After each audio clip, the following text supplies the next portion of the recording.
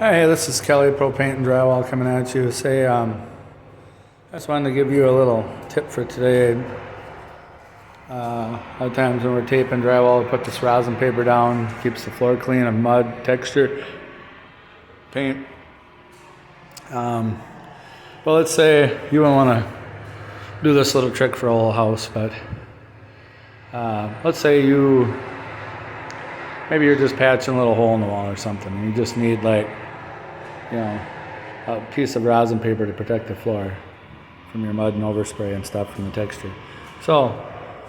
And you forget your utility knife, or it's out in your trailer and you don't care to walk way out there and get it, out in your vehicle, your truck, your work truck, I mean. So here's a little trick. You can rip the rosin paper without having to go get that utility knife. So I'm going to try to set this up so you can see a little better. All you do is you take whatever length you need your piece, and then maybe you make a little tear in the top just to kind of get things started.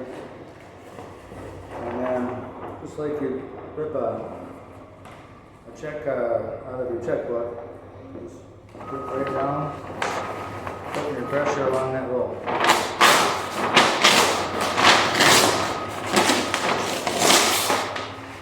There you go. It's a pretty nice clean cut there. A little jaggedy, but it's pretty straight.